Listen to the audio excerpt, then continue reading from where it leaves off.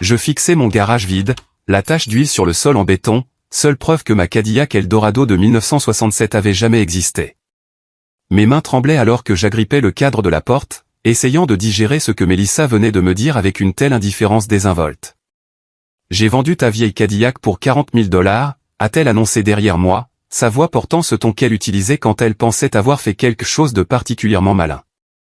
L'acheteur est venu ce matin pendant que tu étais à ton rendez-vous chez le médecin. Je me suis tourné lentement, mes articulations de 70 ans protestant, et j'ai regardé la femme avec qui j'étais marié depuis 38 ans. Elle se tenait là, dans l'embrasure de la porte de notre cuisine, les bras croisés, arborant ce sourire satisfait que je connaissais si bien. Derrière elle, je pouvais voir notre fils Michael et notre belle-fille Jennifer échanger des regards approbateurs. « Tu as vendu ma voiture. » Les mots sont sortis à peine au-dessus d'un murmure. J'avais l'impression que quelqu'un avait plongé la main dans ma poitrine et serré mon cœur avec un poing de fer. « Oh, Arthur, ne sois pas si dramatique. » Mélissa a agité la main avec dédain. Elle prenait juste la poussière. « Quand est-ce que tu as conduit ce truc pour la dernière fois? Il y a 6 mois? 1 an? » Michael s'est avancé, posant sa main sur mon épaule de cette manière condescendante qui me donnait la chair de poule. « Papa, maman t'a rendu service. Tu as 70 ans. Tu n'as pas besoin de te promener dans une vieille guimbarde qui boit de l'essence.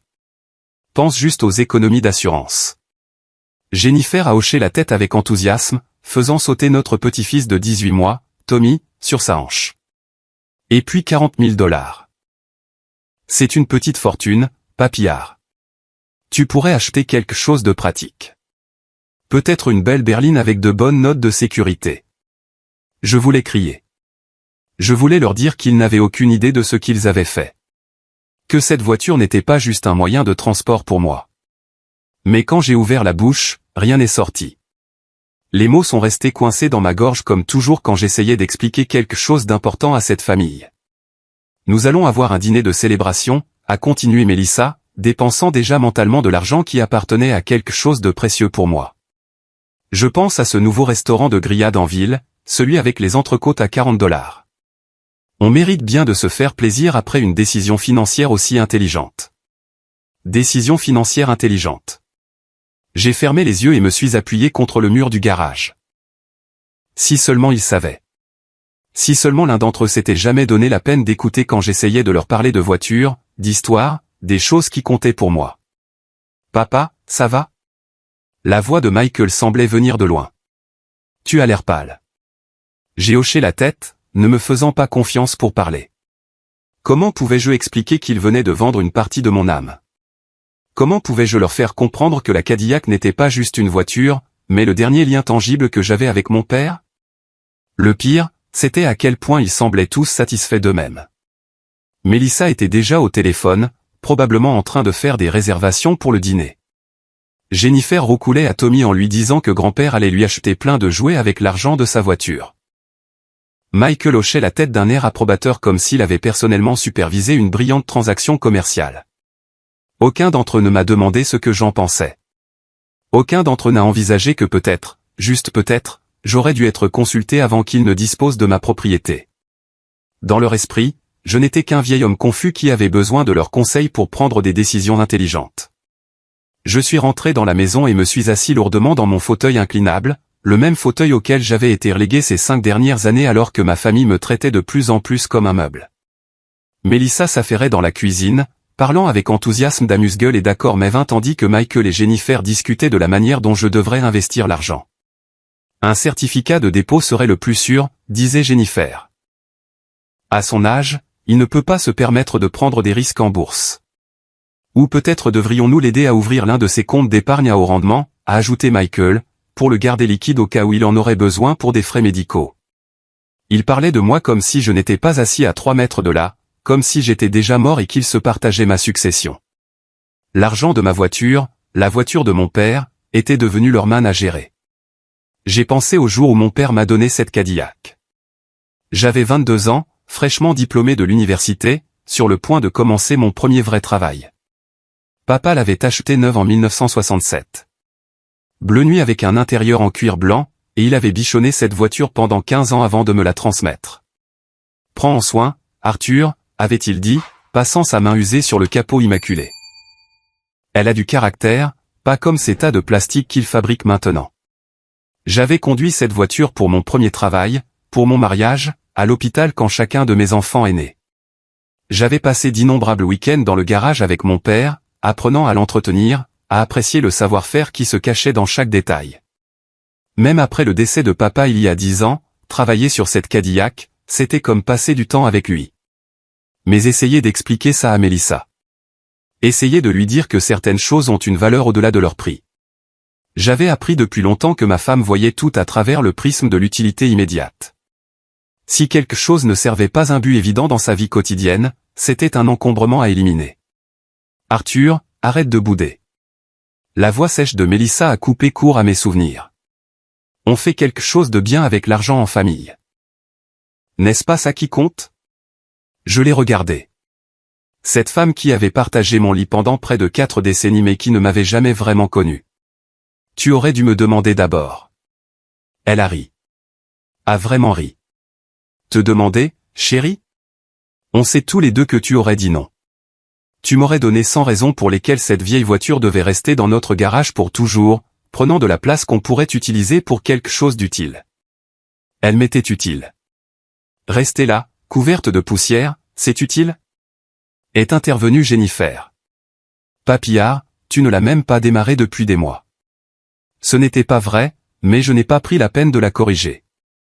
J'avais démarré la Cadillac tous les dimanches matins, comme mon père me l'avait appris. Je la laissais chauffer pendant que je vérifiais les niveaux de liquide et la pression des pneus. Parfois, je la sortais pour un court trajet dans le quartier, sentant la puissance douce de ce moteur V8 de 428 pouces cubes ronronner sous le capot. Mais ils n'ont jamais vu ces dimanches matins. Ils n'ont jamais été témoins de mon rituel hebdomadaire de connexion avec le passé. Dans leur monde, s'ils n'observaient pas quelque chose se produire, cela n'existait tout simplement pas. Mon téléphone a sonné, surprenant tout le monde. L'identification de l'appelant affichait un numéro que je ne reconnaissais pas, mais quelque chose m'a dit de répondre.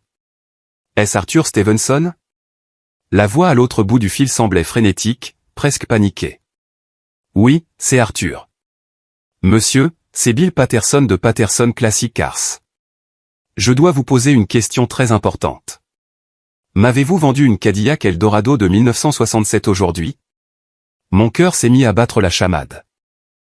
La pièce est devenue silencieuse alors que ma famille sentait que quelque chose n'allait pas, Ma femme s'est occupée de cette transaction. Monsieur, je dois vous demander de m'écouter très attentivement. La police est ici. Il pose des questions sur cette voiture, et je dois savoir. Êtes-vous absolument certain d'avoir autorisé cette vente? Le téléphone a glissé de mes doigts tremblants et a retenti sur le sol. Le visage de Mélissa était devenu blanc comme neige. Michael et Jennifer me fixaient avec de grands yeux confus.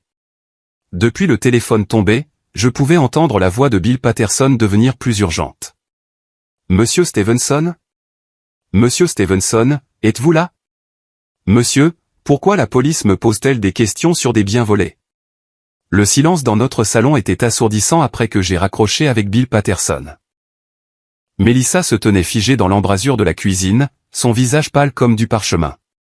Michael et Jennifer échangeaient des regards inquiets tandis que le bébé Tommy gazouillait sans se soucier de rien dans sa chaise haute. Qu'est-ce qu'il voulait dire par bien volé? La voix de Mélissa s'est brisée, le ton confiant d'auparavant complètement disparu. J'ai ramassé le téléphone là où il était tombé et l'ai posé soigneusement sur la table d'appoint. Mes mains étaient plus stables maintenant, plus stables qu'elles ne l'avaient été depuis des années. Le fait d'entendre cette panique dans la voix de Bill Patterson avait réveillé en moi quelque chose qui dormait depuis bien trop longtemps. Arthur, réponds-moi. Mélissa s'est approchée, ses yeux allant de moi au téléphone. Qu'est-ce qui se passe? Je l'ai regardée un long moment. Cette femme qui venait de vendre 15 ans de souvenirs sans une seconde pensée. Comment expliquer à quelqu'un qui n'a jamais valorisé quoi que ce soit au-delà de son utilité immédiate que certaines possessions portent le poids de vies entières? Cette voiture, ai-je dit doucement, n'était pas n'importe quel Eldorado de 1967. Qu'est-ce que tu veux dire? A demandé Michael, se tortillant mal à l'aise sur sa chaise. J'ai fermé les yeux et me suis laissé dériver jusqu'en 1992, 13 ans après avoir hérité de la Cadillac de mon père. J'avais 45 ans à l'époque, encore assez jeune pour ramper sous les voitures sans que mon dos ne hurle de protestation. Encore assez naïf pour croire que partager mes passions avec ma famille nous rapprocherait. J'étais dans le garage ce samedi matin-là, en train de remplacer les joints du carburateur, quand j'ai trouvé l'enveloppe cachée derrière la boîte à gants. Mon nom y était écrit de l'écriture soignée de mon père, pour Arthur, quand tu seras prêt à comprendre. À l'intérieur se trouvaient des papiers que je n'avais jamais vus auparavant, de la documentation de l'usine Cadillac de Détroit, des lettres d'ingénieur. Plus important encore, un certificat d'authenticité qui a fait trembler mes mains en le lisant. L'Eldorado de 1967 de mon père n'était pas n'importe quel Eldorado. C'était l'une des 12 seules jamais construites avec un pack moteur spécial haute performance que Cadillac avait développé, mais jamais officiellement commercialisé. Le pack avait été un projet secret, assemblé à la main pour un groupe restreint de cadres de Cadillac et de journalistes automobiles. Chaque voiture était essentiellement un prototype valant exponentiellement plus qu'une Eldorado standard. Mais mon père ne me l'avait jamais dit. Il avait gardé ce secret jusqu'à sa mort, me laissant le découvrir des années plus tard, quand je serais assez mûr pour gérer la responsabilité qui accompagnait une telle connaissance. Papa. La voix de Michael m'a ramené au présent. Tu nous fais peur. Qu'est-ce que cette voiture a de si spécial? J'ai ouvert les yeux et j'ai regardé mon fils, cet homme de 42 ans qui n'avait jamais montré le moindre intérêt pour quoi que ce soit qui me tenait à cœur. Combien de fois avais-je essayé de partager mes connaissances automobiles avec lui? Combien de samedis matins l'avais-je invité au garage pour qu'il me dise qu'il avait des choses plus importantes à faire? Ton grand-père, ai-je commencé, ma voix se renforçant à chaque mot, était plus qu'un simple mécanicien. C'était ce qu'on appelait un chuchoteur de voiture à son époque. Cadillac le consultait sur des projets spéciaux. Jennifer a ricané. Papy était mécanicien dans un garage local. Je me souviens que tu nous l'as dit. Il l'était, mais il était aussi l'un des spécialistes de moteurs les plus respectés de la côte est. Cadillac l'a fait venir à Détroit 6 fois en 1967 pour travailler sur un projet secret. Les yeux de Mélissa se sont plissés. Tu n'as jamais mentionné ça avant. J'ai essayé. Pendant des années, j'ai essayé de vous parler de l'histoire de la voiture, de ce qui la rendait spéciale. Mais chaque fois que j'abordais le sujet, vous changiez de conversation ou me disiez que j'ennuyais tout le monde avec mes histoires de voitures. La pièce est tombée dans le silence, à l'exception de Tommy qui babillait tout seul. Je pouvais voir le doute sur leur visage, la supposition que j'inventais tout ça pour justifier mon attachement à une vieille voiture. Le moteur de cette Cadillac, ai-je continué, n'était pas le 428 standard. C'était une version modifiée qui produisait 60 chevaux de plus que tout ce que Cadillac vendait officiellement cette année-là. Seules 12 voitures ont été construites avec ce moteur. Comment sais-tu tout ça? A demandé Michael, son scepticisme évident. J'ai souri pour la première fois de la journée. Parce que j'ai passé les 30 dernières années à faire des recherches. Parce que j'ai été en contact avec les autres propriétaires. Parce qu'il y a 3 ans, un collectionneur en Californie m'a offert 250 000 $ pour cette voiture, et j'ai refusé. Le chiffre a frappé la pièce comme un coup physique. Mélissa a même reculé, s'agrippant au cadre de la porte pour se soutenir. 250 000, a-t-elle chuchoté. La dernière qui s'est vendue aux enchères est partie pour 320 000 $. C'était il y a 18 mois. Je me suis levé lentement, mes vieux os craquants, et je me suis dirigé vers la porte du garage. Mais ce n'était pas une question d'argent. Ça ne l'a jamais été. J'ai ouvert la porte et suis entré dans le garage vide, respirant l'odeur persistante d'huile de moteur et de souvenirs. Derrière moi, je pouvais entendre ma famille me suivre, leurs pas hésitants sur le sol en béton. C'est ici que j'ai passé tous les dimanches matins des 10 dernières années, ai-je dit, passant ma main sur l'établi où mes outils étaient encore organisés exactement comme je les avais laissés. Pas parce que je devais le faire, mais parce que je le voulais. Parce que l'entretien de cette voiture, c'était comme entretenir un lien avec mon père. J'ai ouvert un tiroir de l'établi et j'en ai sorti un épais dossier, ses bords usés par des années de manipulation. À l'intérieur se trouvaient des photographies, des documents, de la correspondance avec d'autres collectionneurs et des dossiers d'entretien détaillés remontant à 40 ans. Il a tout gardé, ai-je dit en leur montrant des photos de mon père travaillant sur le moteur de la Cadillac aux côtés d'hommes en uniforme d'ingénieur de Cadillac.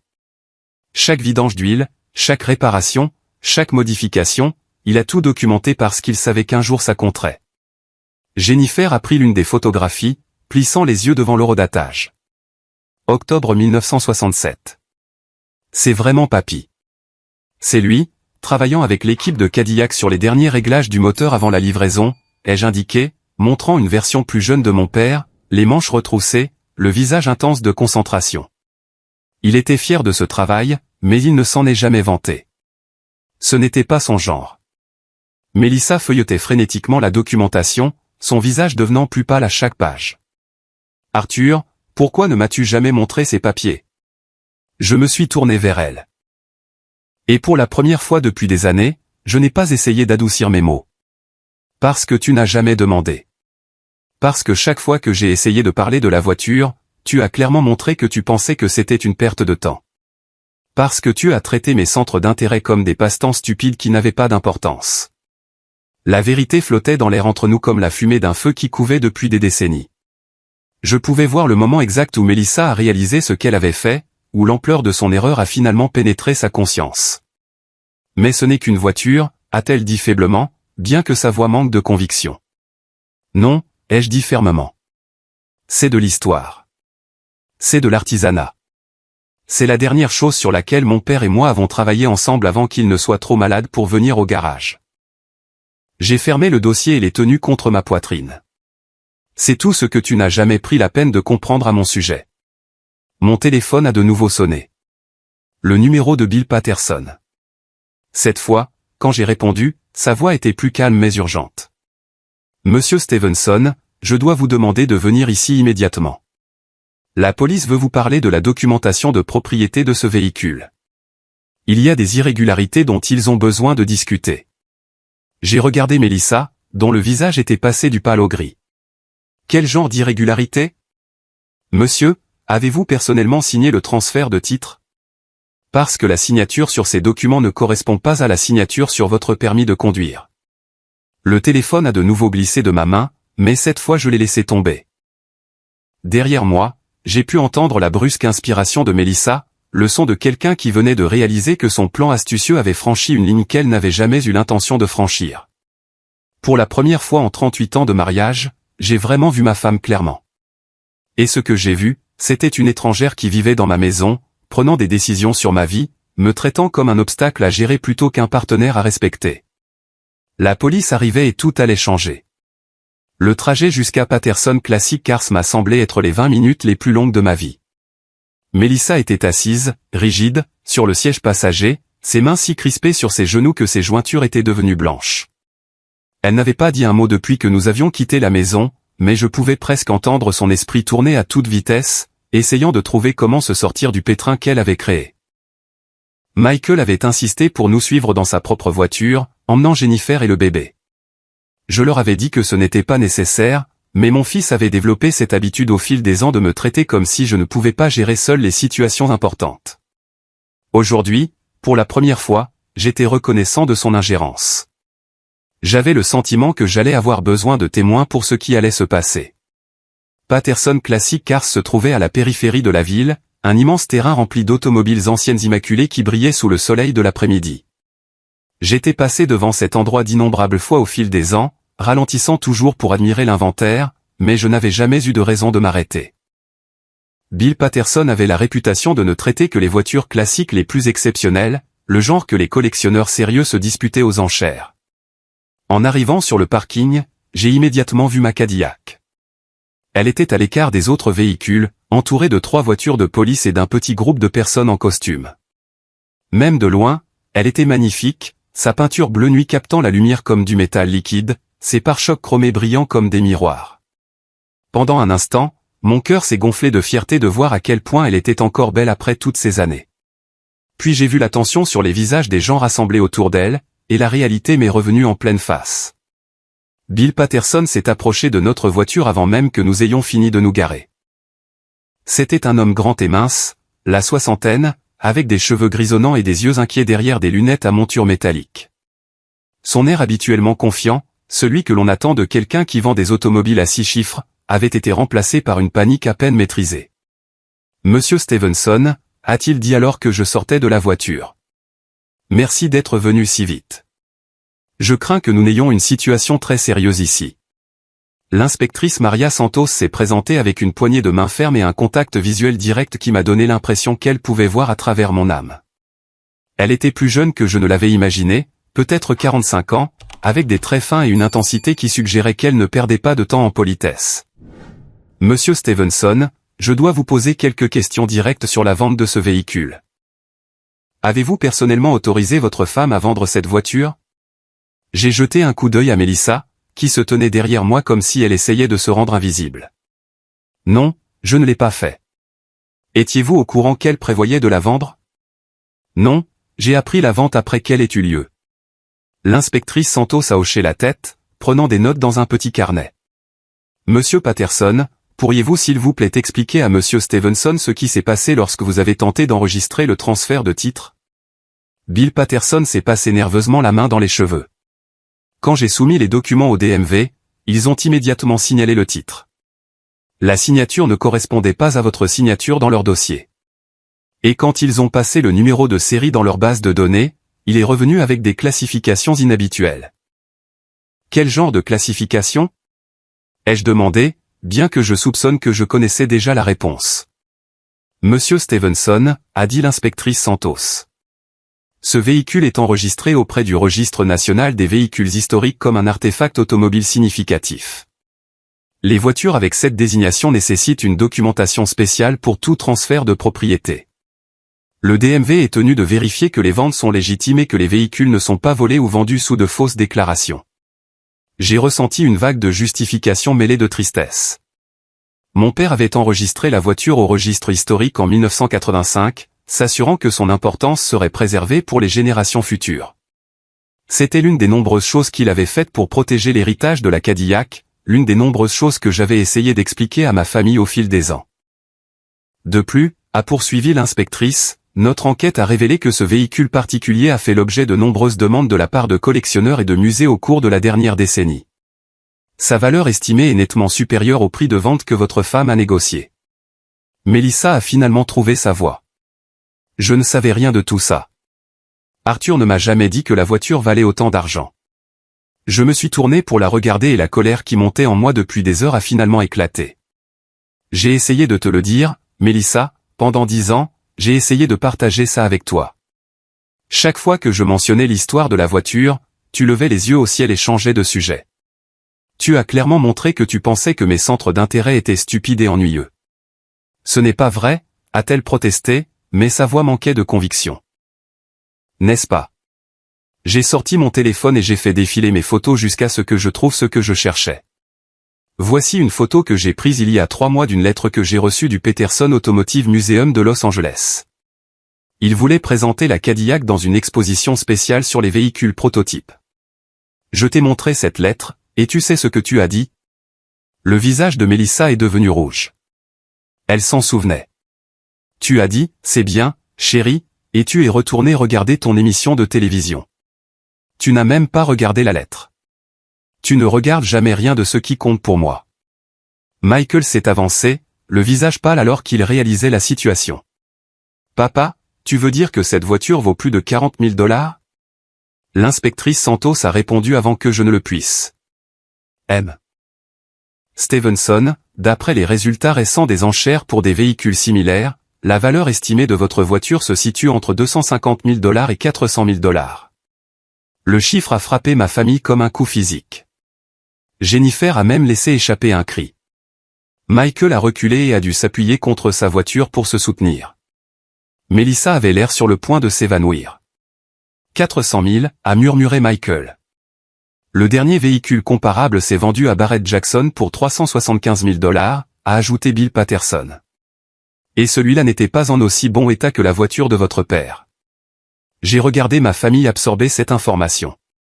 J'ai vu le moment exact où ils ont réalisé l'ampleur de ce qui avait été perdu. Mais ce qui m'a le plus frappé, ce n'était pas leur choc face à l'argent.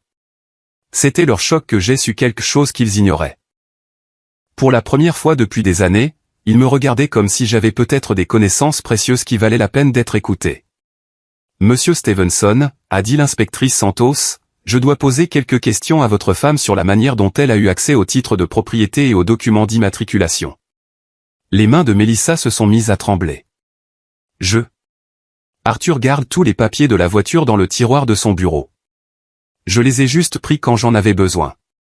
Avez-vous tenté de falsifier sa signature sur le transfert de titre? Je pensais. La voix de Mélissa s'est éteinte alors qu'elle réalisait qu'il n'y avait pas de bonne façon de répondre à cette question. Madame, j'ai besoin d'une réponse par oui ou par non. Avez-vous signé le nom de votre mari sur des documents légaux sans sa permission? Mélissa a regardé autour d'elle désespérément, comme si elle cherchait quelqu'un pour la sauver des conséquences de ses actes. Ses yeux se sont posés sur moi, suppliants et paniqués. Pendant 38 ans, j'avais été son filet de sécurité. Chaque fois qu'elle faisait une erreur, chaque fois qu'elle agissait impulsivement, chaque fois qu'elle avait besoin de quelqu'un pour réparer ses dégâts, j'avais été là. J'avais arrangé les choses, trouvé des excuses, couvert son mauvais jugement. Mais debout là, sur ce parking, regardant ma belle Cadillac, entourée de voitures de police, quelque chose de fondamental a changé en moi. Je n'allais pas la sauver cette fois. Je n'allais pas prétendre que ce qu'elle avait fait était acceptable juste pour maintenir la paix dans la famille. Oui, a finalement chuchoté Mélissa. J'ai signé son nom. L'inspectrice Santos a refermé son carnet d'un coup sec. Madame Stevenson, je crains de devoir vous informer que vous pourriez faire face à des accusations de faux et usage de faux et de vol.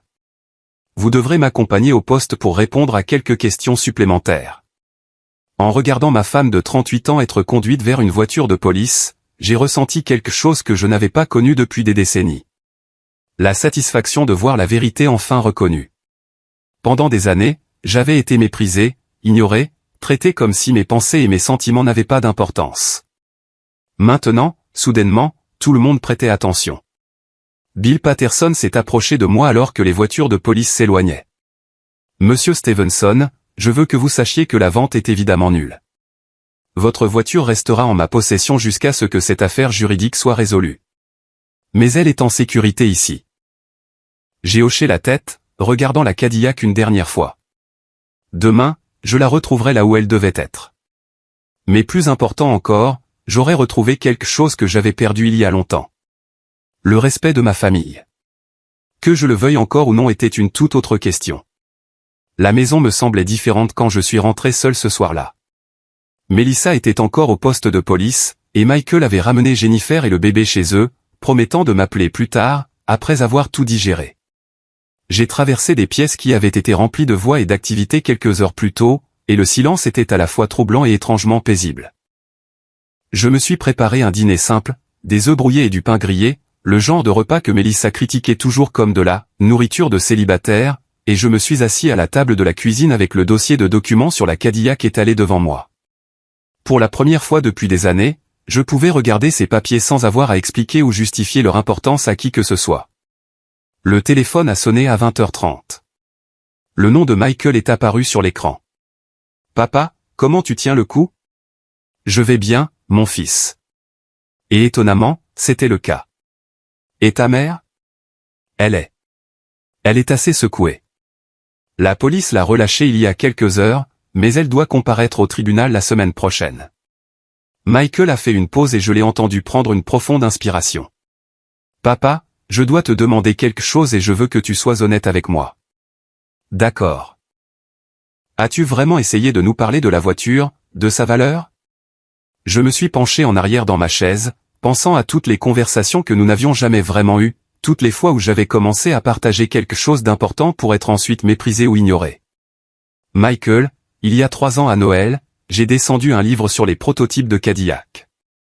J'ai passé 20 minutes à te montrer des photos de voitures comme la mienne, à t'expliquer les moteurs spéciaux, les numéros de production limités. Tu te souviens de ce que tu as dit ? Silence à l'autre bout de la ligne. Tu as dit, c'est intéressant, papa. Et puis tu as immédiatement commencé à parler de ta promotion au travail. Tu as toujours fait ça, mon fils. Vous tous. Chaque fois que j'essaie de partager quelque chose qui compte pour moi, vous trouvez un moyen de réorienter la conversation vers quelque chose que vous jugez plus important. Je me souviens de ce Noël. Je pensais que tu me montrais juste de vieilles photos de voitures. Ce n'était pas juste de vieilles photos de voitures. C'était de la documentation sur l'histoire de l'automobile, la preuve de pourquoi ma voiture était spéciale. J'ai sorti un des articles du dossier, un article de Hemming Motor News qui présentait un reportage de 2 pages sur les prototypes d'Eldorado. J'ai essayé de partager cette passion avec toi et ta sœur pendant des décennies, mais aucun de vous n'a jamais voulu écouter. Michael est resté silencieux un long moment. Quand il a repris la parole, sa voix semblait différente, plus petite en quelque sorte. Papa, je commence à réaliser qu'on n'a peut-être pas été très bon pour t'écouter sur beaucoup de choses. Cet aveu flottait entre nous comme un pont qu'aucun de nous n'était tout à fait prêt à traverser. Je voulais lui dire que ce n'était pas grave, que nous pouvions recommencer, que les familles font des erreurs et en tirent des leçons. Mais les mots ne venaient pas. La blessure était trop profonde. S'était accumulée pendant trop d'années. Ta mère a pris ses papiers de mon bureau sans demander, ai-je dit à la place. Elle a falsifié ma signature sur des documents légaux. Elle a vendu quelque chose qui m'appartenait sans que je le sache ou que je sois d'accord. Ce ne sont pas des erreurs, Michael. Ce sont des choix. Je sais, mais papa, c'est la famille. On doit trouver un moyen de surmonter ça. Famille. Le mot qui avait été utilisé pour justifier tant d'années de mépris et de manque de respect. L'excuse qui était censée tout rendre acceptable parce que nous partagions le même nom de famille. Michael, puis-je te demander quelque chose? Quand est-ce que tu m'as appelé pour la dernière fois juste pour parler? Pas parce que tu avais besoin de quelque chose. Pas parce que ta mère t'a dit de prendre de mes nouvelles, mais juste parce que tu voulais entendre ma voix. Le silence s'est étiré si longtemps que j'ai cru qu'il avait raccroché. Je ne me souviens pas, a-t-il finalement admis. Quand est-ce que tu m'as demandé pour la dernière fois ce que je faisais de mes journées, mes centres d'intérêt, mes pensées sur quoi que ce soit qui comptait pour moi? Papa, s'il te plaît, non. Quand est-ce que l'un d'entre vous m'a traité comme une personne digne d'être connue au lieu d'un vieil homme qui devait être géré et protégé de ses propres décisions? J'ai entendu la brusque inspiration de Michael. Ce n'est pas juste. N'est-ce pas? Je me suis levé et je suis allé à la fenêtre de la cuisine, regardant l'allée vide où la Cadillac aurait dû être garée. Depuis 5 ans, vous prenez tous des décisions pour moi. Ce que je devrais conduire, où je devrais vivre, comment je devrais dépenser mon argent, quels passe-temps sont appropriés pour quelqu'un de mon âge. Vous m'avez traité comme si j'étais incompétent, comme si mes 70 ans d'expérience de vie ne comptaient pour rien. On essayait d'aider. Non, Michael, vous essayez de contrôler. Il y a une différence. Le lendemain matin a apporté des visiteurs inattendus. J'étais dans mon atelier du garage, en train d'organiser mes outils et d'essayer de restaurer un semblant de normalité dans ma routine, quand j'ai entendu des voitures arriver dans l'allée. Par la fenêtre, j'ai pu voir 2 véhicules que je ne reconnaissais pas, une BMW argentée et un pick-up rouge. La sonnette a retenti et je l'ai ouverte pour trouver 3 personnes que je n'avais jamais rencontrées. Un homme âgé avec une barbe soigneusement taillée, une femme d'âge mûr aux yeux intelligents, et un homme plus jeune qui ressemblait à un mécanicien d'après ses vêtements de travail. Monsieur Stevenson, a demandé l'homme plus âgé. Je suis Robert Chen. Je crois comprendre que vous possédez un prototype d'Eldorado de 1967. Je suis désolé, comment avez-vous? Les nouvelles vont vite dans le milieu des collectionneurs de voitures, a dit la femme en tendant la main. Je suis le docteur Sarah Martinez de la Fondation du patrimoine automobile. Voici Tommy Ritchie, l'un des meilleurs spécialistes de la restauration de la côte est. Robert Chen a souri d'un air désolé. M.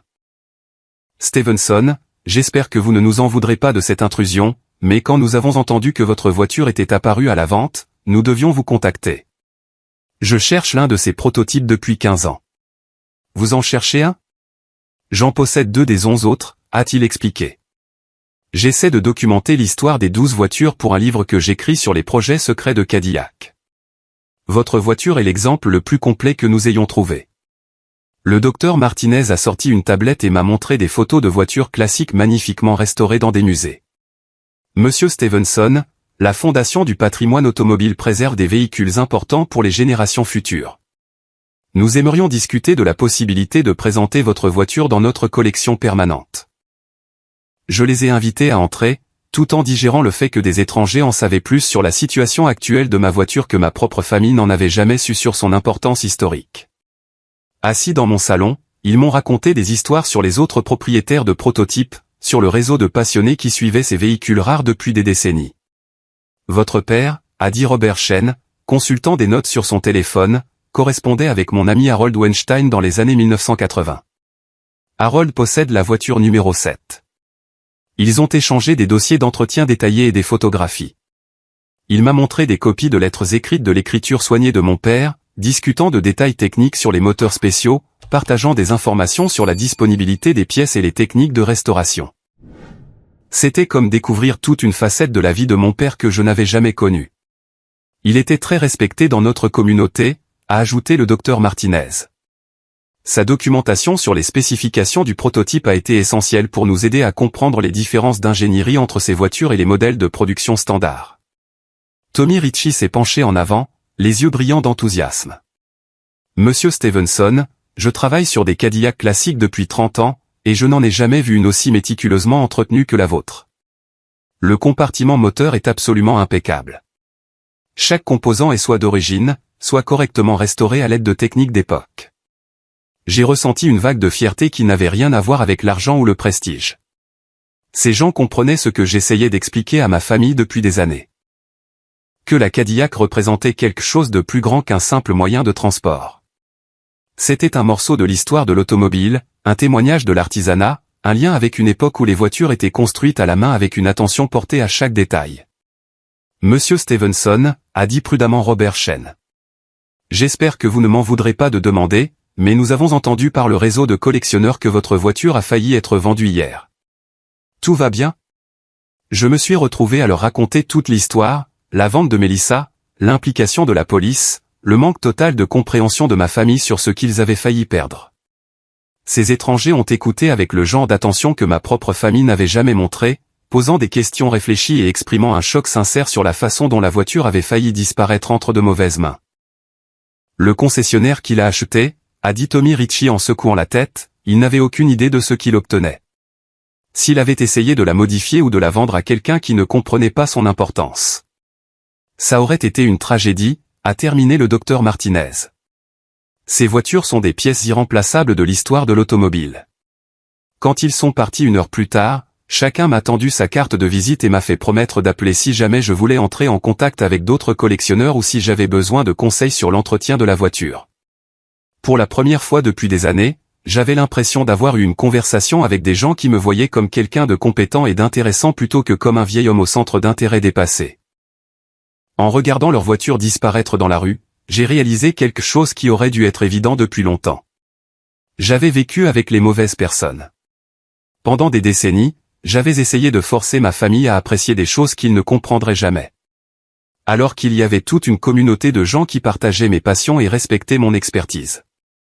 Ce soir-là, Melissa est rentrée de chez sa sœur, où elle séjournait depuis sa sortie du poste de police. Elle avait l'air épuisée et vaincue, son air habituellement confiant remplacé par quelque chose que j'avais rarement vu en elle. L'incertitude. Arthur, dit-elle doucement. Nous devons parler. Je levai les yeux du magazine de voitures de collection que je lisais, celui que Robert Shen m'avait laissé avec un article sur les véhicules prototypes qui incluait une mention du travail de documentation de mon père. D'accord, dis-je. Parlons. Melissa s'assit en face de moi à notre table de cuisine, la même table où elle avait annoncé la vente de ma Cadillac à peine 2 jours plus tôt. Ses mains étaient jointes sur ses genoux, et pour la première fois en 38 ans de mariage, elle avait l'air sincèrement incertaine d'elle-même. Je sais que tu es en colère, commença-t-elle, sa voix à peine un murmure. Je sais que j'ai fait une terrible erreur. Je posai le magazine de collection et étudiai son visage. La femme qui avait toujours été si sûre de ses décisions, si prompte à rejeter mes préoccupations, semblait maintenant petite et vulnérable. Une partie de moi, celle qui avait passé des décennies à essayer de maintenir la paix dans notre foyer, voulait la réconforter, lui dire que tout irait bien. Mais je ne pouvais pas.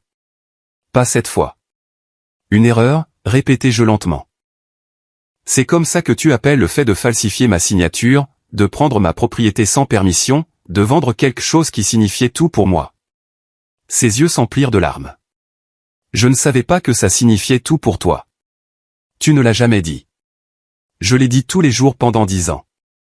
Les mots sortirent plus durement que je ne l'avais prévu, mais je ne les adoucis pas, chaque fois que je travaillais sur cette voiture, chaque fois que je parlais de son histoire, chaque fois que j'essayais de partager ce qu'elle représentait pour moi, tu as choisi de ne pas écouter.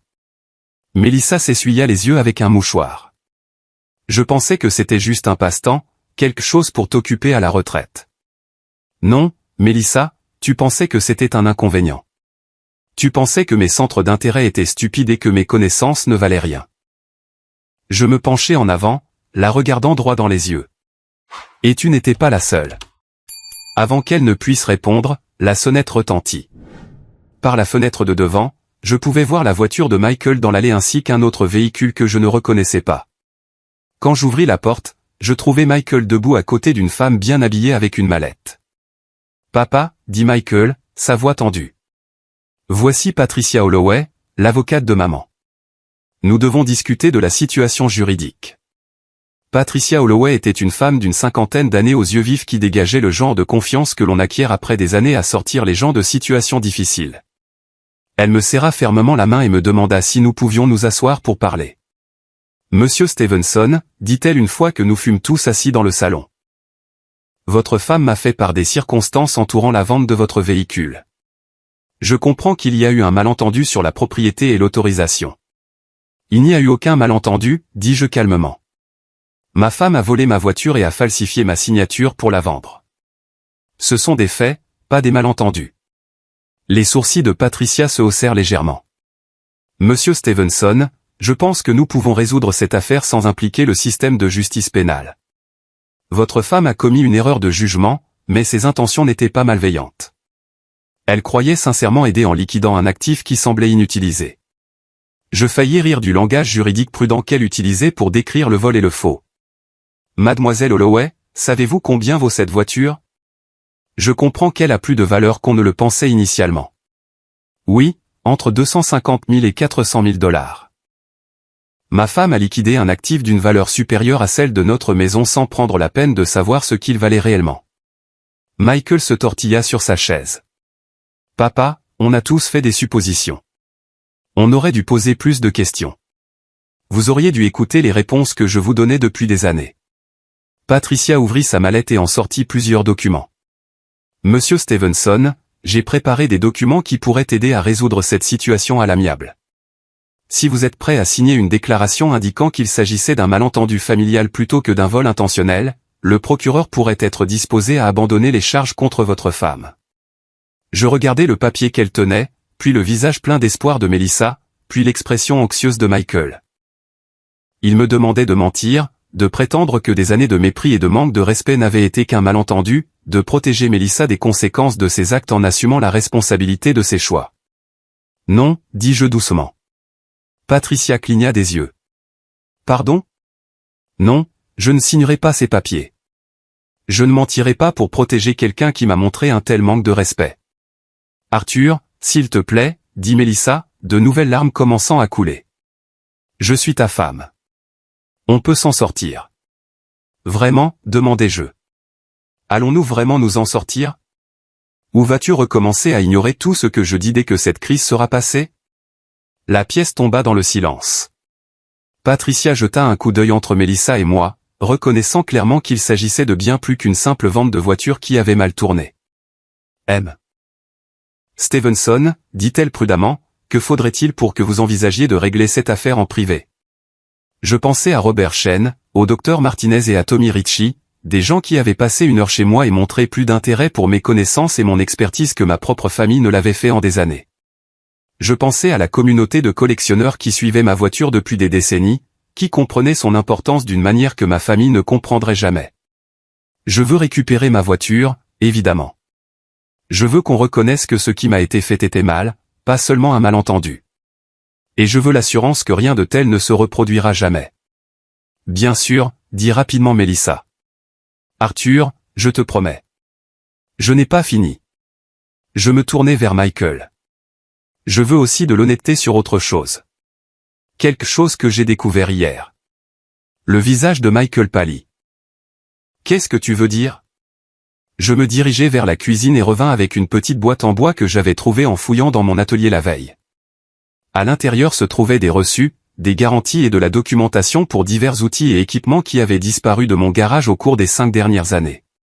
Mon rabot Stanley de 1947, celui qui appartenait à mon grand-père. Où est-il? La bouche de Michael s'ouvrit, mais aucun mot n'en sortit. Mon jeu complet de clés Snap-on. Celles que j'ai achetées en 1973 avec mon premier salaire de la compagnie d'électricité. Où sont-elles? Papa, je peux expliquer. Le coffre à outils ancien que mon père a construit à la main en 1958. J'ai remarqué qu'il manquait le mois dernier. Où est-il, Michael? Le visage de Melissa était devenu complètement blanc. Elle savait.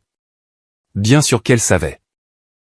On avait besoin d'argent pour les frais médicaux de Jennifer quand Tommy est né, dit Michael misérablement. Maman a suggéré que tu avais beaucoup de vieux outils que tu n'utilisais plus.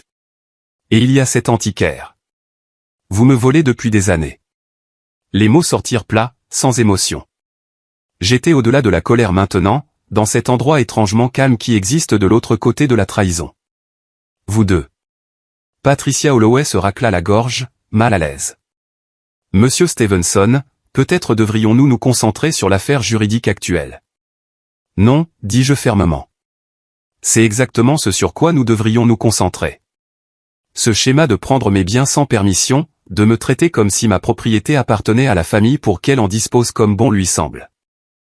Je sortis mon téléphone et leur montrai les photos que j'avais prises la veille, lors de la visite de Robert Shen et de ses collègues. Des photos d'espaces vides dans mon atelier où des outils auraient dû se trouver, des photos de la documentation que j'avais conservée de chaque article. Je documente ça depuis des mois, me demandant si je perdais la mémoire ou si des choses disparaissaient vraiment.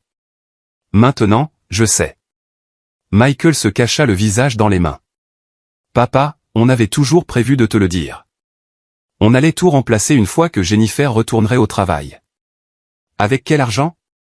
Vous avez vendu des outils d'une valeur de plusieurs milliers de dollars pour payer des factures médicales, puis vous prévoyez de les remplacer par des versions modernes de qualité inférieure du magasin de bricolage.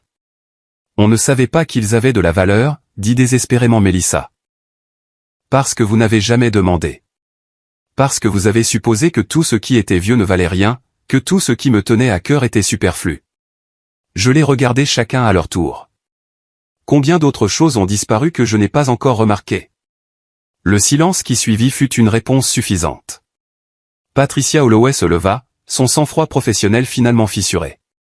Monsieur Stevenson, je pense que je dois conseiller à ma cliente que cette conversation devrait s'arrêter ici. Compte tenu de l'ampleur de ce qui est discuté, Madame Stevenson pourrait avoir besoin d'une représentation juridique différente. C'est probablement plus sage, acquiesçai-je, parce que ce n'est plus seulement une question de voiture. Après le départ de Patricia et Michael, Melissa et moi sommes restés seuls dans notre salon pour la première fois depuis le début de toute cette situation. La maison semblait différente maintenant, chargée de vérités qui avaient été cachées pendant trop longtemps. Arthur, dit-elle finalement, qu'est-ce que tu attends de moi? Que dois-je faire pour arranger ça? Je regardais cette femme avec qui j'avais partagé une vie pendant près de 4 décennies, et je réalisais que la question elle-même révélait à quel point elle comprenait peu ce qui avait été brisé entre nous. Je ne pense pas que tu puisses l'arranger, Melissa, dis-je doucement. Je ne pense même pas que tu comprennes ce qui doit être arrangé. Alors aide-moi à comprendre. Je sortis le magazine de voitures de collection que Robert Shen m'avait laissé et l'ouvris à l'article sur les véhicules prototypes. Tu vois ça? Cet article mentionne le travail de mon père dans la documentation de ces voitures. Il le qualifie d'essentiel à la préservation de l'histoire de l'automobile. Il y a des gens dans tout le pays qui connaissent son nom, qui respectent ce qu'il a accompli. Melissa regarda la page, lisant lentement. Hier, 3 étrangers sont venus chez nous parce qu'ils voulaient rencontrer le fils de l'homme qui a aidé à préserver ces voitures. Ils ont passé 1 heure à me poser des questions sur mes connaissances, mes expériences, mes idées. Ils m'ont traité comme si j'avais quelque chose de précieux à offrir. Je refermai le magazine et le mis de côté. Tu as vécu avec moi pendant 38 ans, et tu ne m'as jamais traité une seule fois comme si j'avais quelque chose de précieux à offrir. Tu n'as jamais posé de questions sur le travail de mon père. Jamais montré d'intérêt pour mes connaissances. Jamais reconnu que je pouvais savoir quelque chose qui valait la peine d'être su. Les larmes de Melissa coulaient maintenant librement. Je suis désolé. Je suis tellement désolé, Arthur. Je n'avais pas réalisé. C'est ça le problème, Melissa. Tu n'as pas réalisé parce que tu ne voulais pas réaliser. C'était plus facile de me rejeter que de prendre le temps de me comprendre. Le téléphone sonna, interrompant notre conversation. C'était l'inspectrice Santos. Monsieur Stevenson, je voulais vous informer que nous avons terminé notre enquête. Votre véhicule vous sera restitué demain matin. Cependant, je dois vous informer que nous avons découvert d'autres irrégularités dans les documents que votre femme a soumis. Nous pourrions avoir besoin d'étendre notre enquête au-delà de ce simple incident. Je regardai le visage affligé de Mélissa et pris une décision qui me surprit même moi. Inspectrice Santos, j'apprécie votre rigueur, mais je pense qu'un seul cas est suffisant. Ma femme comprend la gravité de ce qu'elle a fait. Je ne pense pas que nous ayons besoin de compliquer davantage les choses. Après avoir raccroché, Mélissa me regarda, choquée. Pourquoi as-tu fait ça? Tu aurais pu. Parce que, dis-je en me levant et en me dirigeant vers le garage, la vengeance ne m'intéresse pas. C'est le respect qui m'intéresse. Et le respect ne peut être forcé ou légiféré. Il doit se mériter. Je fis une pause à la porte du garage et la regardai une dernière fois. La question maintenant est de savoir si tu penses que je vaux l'effort de le mériter. 3 mois plus tard, je me tenais dans mon nouveau garage, regardant la lumière du soleil matinal entrer par les fenêtres et illuminer ma Cadillac Eldorado de 1967. Elle était magnifique dans sa nouvelle maison, une modeste maison de 2 chambres à la périphérie de la ville que j'avais achetée avec l'argent de la vente de la moitié de ma collection d'outils à des collectionneurs sérieux qui appréciaient leur valeur historique. La décision de quitter Mélissa n'avait pas été dramatique ou colérique.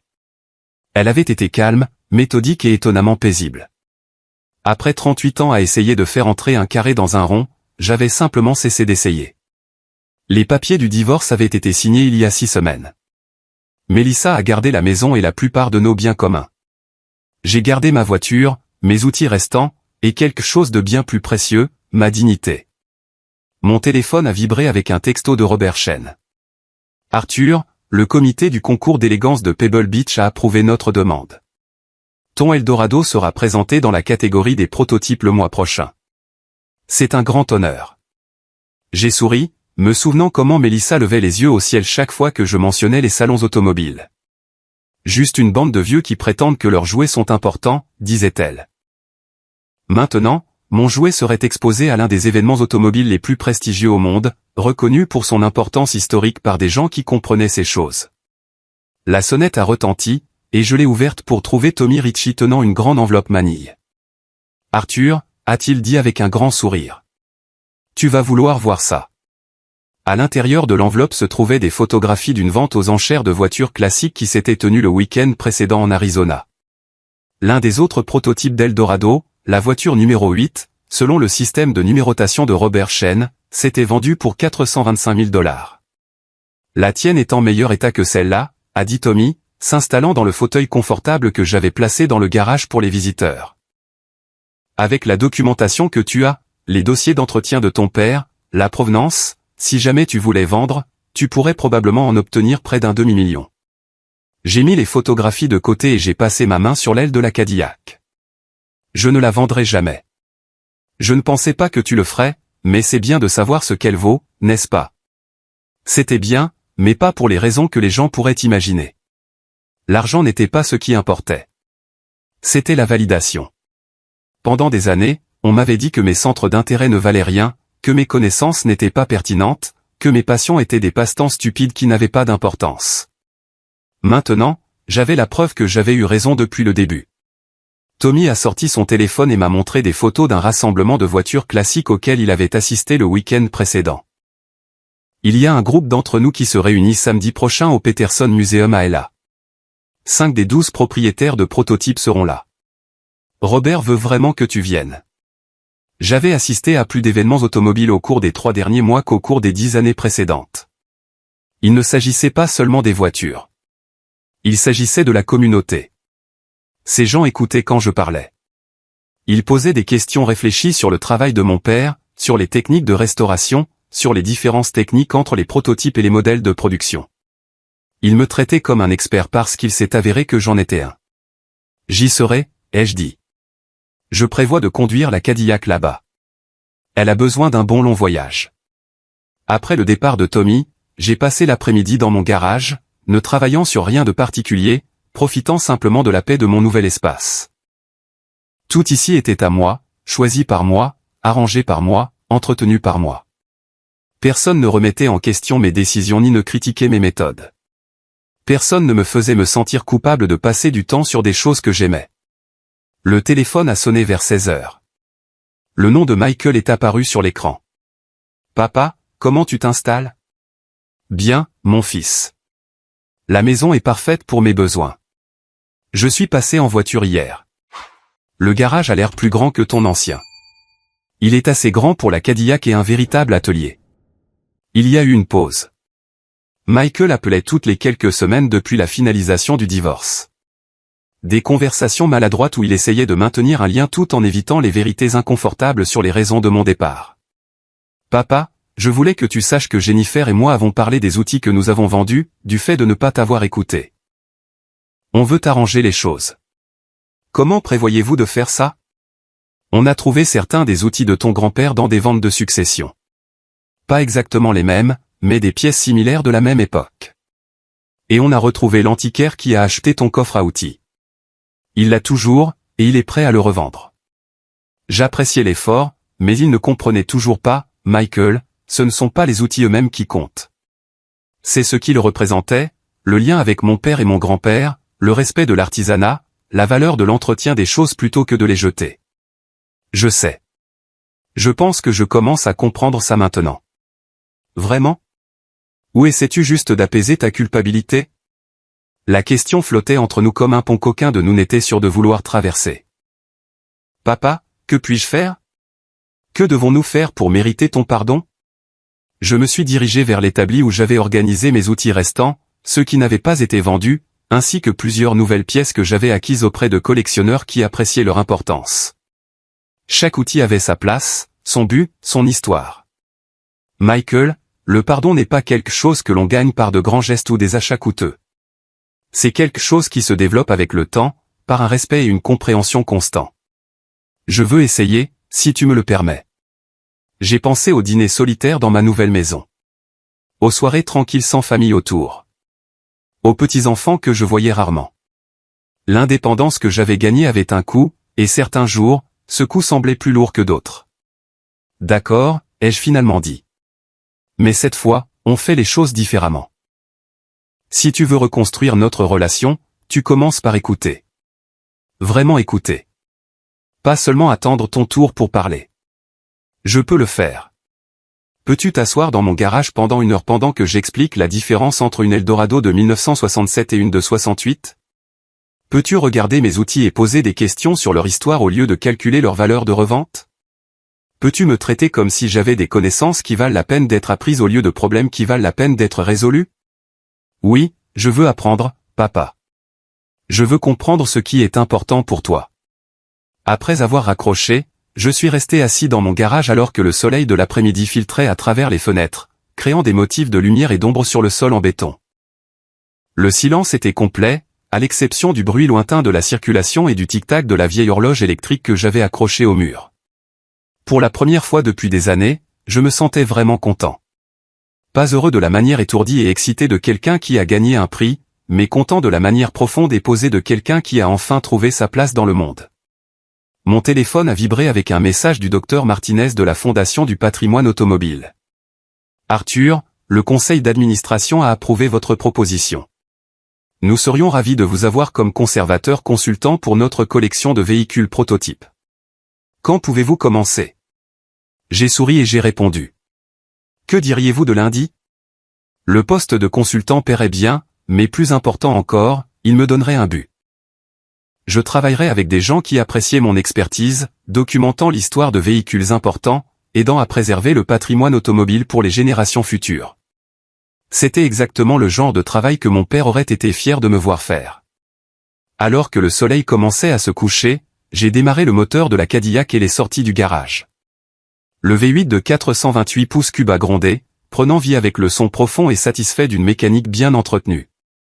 J'ai conduit lentement dans mon nouveau quartier, les fenêtres baissées, sentant la puissance douce que mon père et ses collègues avaient intégrée à cette machine remarquable. À un feu rouge, un jeune homme dans la voiture à côté de moi a baissé sa vitre et a crié « Belle voiture, monsieur !» De quelle année est-elle?